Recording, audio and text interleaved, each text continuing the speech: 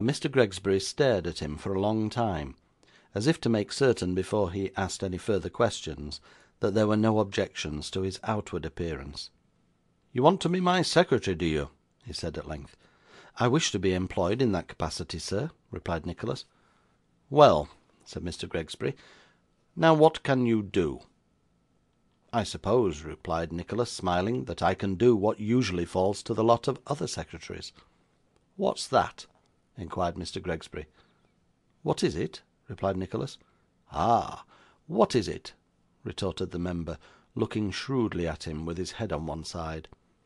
'A secretary's duties are rather difficult to define, perhaps,' said Nicholas, considering. 'They include, I presume, correspondence.' 'Good,' interposed Mr. Gregsbury. 'The arrangement of papers and documents.' 'Very good.' 'Occasionally, perhaps, the writing from your dictation, and possibly, sir,' said Nicholas, with a half smile, 'the copying of your speech for some public journal, when you have made one of more than usual importance.' 'Certainly,' rejoined Mr. Gregsbury. 'What else?' 'Really,' said Nicholas, after a moment's reflection, 'I am not able, at this instant, to recapitulate any other duty of a secretary, beyond the general one of making himself as agreeable and useful to his employer as he can, consistently with his own respectability, and without overstepping that line of duties which he undertakes to perform, and which the designation of his office is usually understood to imply.' Mr. Gregsbury looked fixedly at Nicholas for a short time, and then glancing warily round the room, said in a suppressed voice, 'This is all very well, Mr. What is your name?' 'Nickleby.' 'This is all very well, Mr. Nickleby, and very proper so far as it goes. So far as it goes. But it doesn't go far enough. There are other duties, Mr. Nickleby, which a secretary to a parliamentary gentleman must never lose sight of. I should require to be crammed, sir.' 'I beg your pardon?' interposed Nicholas, doubtful whether he had heard aright. 'To be crammed, sir,' repeated Mr. Gregsbury. 'May I beg your pardon again, if I inquire what you mean, sir?' said Nicholas. 'My meaning, sir, is perfectly plain,' replied Mr. Gregsbury, with a solemn aspect. 'My secretary would have to make himself master of the foreign policy of the world, as it is mirrored in the newspapers; to run his eye over all accounts of public meetings, all leading articles, and accounts of the proceedings of public bodies, and to make notes of anything which it appeared to him might be made a point of in any little speech upon the question of some petition laying on the table, or anything of that kind. Do you understand?' 'I think I do, sir,' replied Nicholas. 'Then,' said Mr. Gregsbury, 'it would be necessary for him to make himself acquainted from day to day with newspaper paragraphs on passing events, such as mysterious disappearance and supposed suicide of a pot boy, or anything of that sort, upon which I might found a question to the Secretary of State for the Home Department. Then he would have to copy the question, and as much as I remembered of the answer, including a little compliment about independence and good sense, and to send the manuscript in a frank to the local paper, with perhaps half a dozen lines of leader to the effect that I was always to be found in my place in Parliament, and never shrunk from the responsible and arduous duties, and so forth. You see?' And Nicholas bowed. 'Besides which,' continued Mr. Gregsbury, 'I should expect him, now and then, to go through a few figures in the printed tables, and to pick out a few results, so that I might come out pretty well on timber duty questions, and finance questions, and so on. And I should like him to get up a few little arguments about the disastrous effects of a return to cash payments and a metallic currency, with a touch now and then about the exportation of bullion, and the Emperor of Russia, and bank notes, and all that kind of thing, which it's only necessary to talk fluently about, because nobody understands it. Do you take me?' 'I think I understand,' said Nicholas.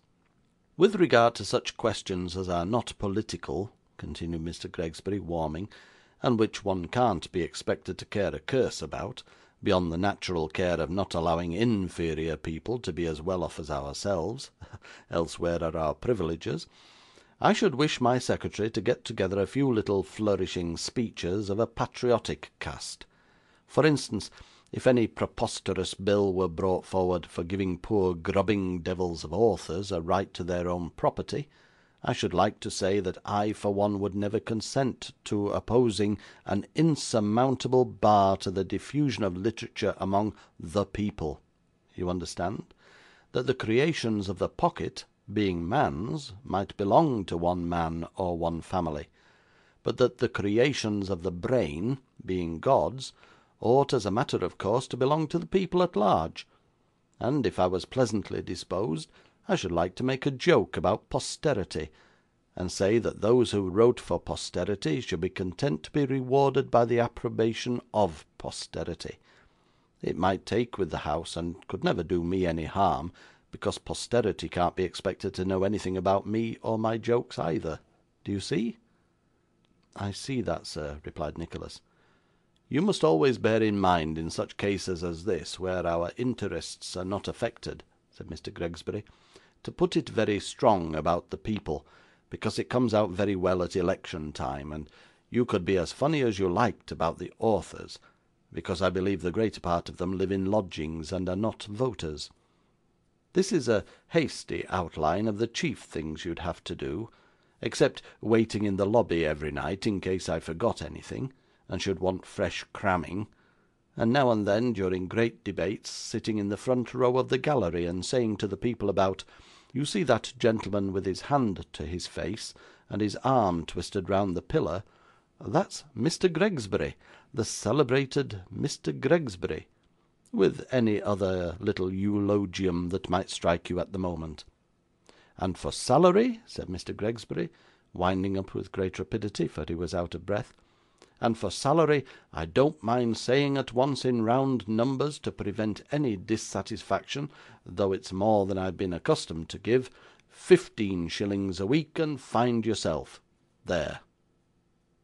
With this handsome offer, Mr. Gregsbury once more threw himself back in his chair, and looked like a man who had been most profligately liberal, but is determined not to repent of it, notwithstanding. 15 shillings a week is not much,' said Nicholas, mildly. 'Not much! 15 shillings a week not much, young man!' cried Mr. Gregsbury. 15 shillings—' 'Pray do not suppose that I quarrel with the sum, sir,' replied Nicholas, 'for I am not ashamed to confess that whatever it may be in itself, to me it is a great deal; but the duties and responsibilities make the recompense small, and they are so very heavy that I fear to undertake them.' 'Do you decline to undertake them, sir?' inquired Mr. Gregsbury, with his hand on the bell rope. 'I fear they are too great for my powers, however good my will may be, sir,' replied Nicholas. 'That is as much as to say that you would rather not accept the place, and that you consider 15 shillings a week too little,' said Mr. Gregsbury, ringing. 'Do you decline it, sir?' 'I have no alternative but to do so,' replied Nicholas. 'Door, Matthews,' said Mr. Gregsbury, as the boy appeared. 'I am sorry I have troubled you unnecessarily, sir,' said Nicholas. 'I am sorry you have,' rejoined Mr. Gregsbury, turning his back upon him. 'Door, Matthews.' 'Good morning, sir,' said Nicholas. 'Door, Matthews,' cried Mr. Gregsbury. The boy beckoned Nicholas, and tumbling lazily downstairs before him, opened the door, and ushered him into the street. With a sad and pensive air, he retraced his steps homewards. Smike had scraped a meal together from the remnant of last night's supper, and was anxiously awaiting his return.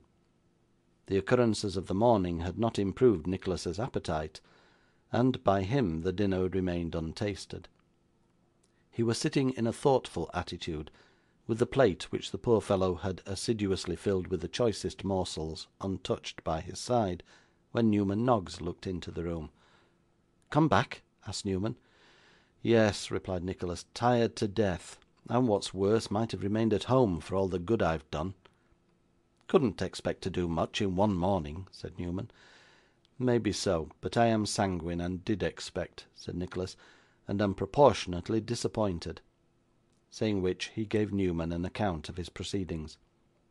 'If I could do anything,' said Nicholas, 'anything, however slight, until Ralph Nickleby returns, and I've eased my mind by confronting him, I should feel happier. I should think it no disgrace to work, Heaven knows.